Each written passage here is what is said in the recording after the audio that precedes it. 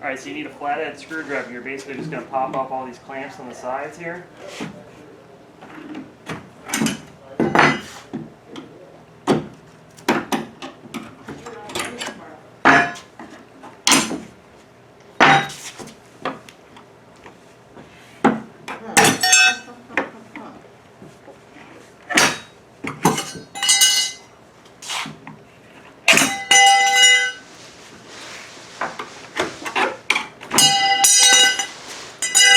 And then this will come out like this.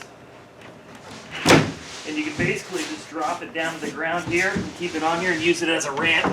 Just keep it up on the ledge. Then you're gonna, and I know this isn't the exact shear you're gonna be using, but they tie down the same way. You'll have tie down points somewhere on it. Basically, you just gotta put these straps on there. Just pull straps like this right here. Anything else?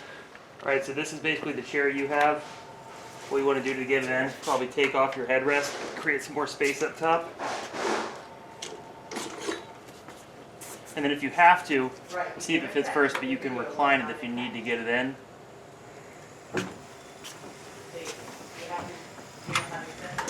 But it should fit in pretty good, but if it doesn't, if your back's a little taller, you can just basically come into here. You can either flick up to get there or just press this 2 button here and it'll take you to the seat selection. You can either tilt it back a little bit or just recline the back. And it should still drive once you got it. See, it's still green, so it'll drive. So you can drive it up in. You have a little more room to work with. And then once you got it in there, you can just put the recline back up if need be.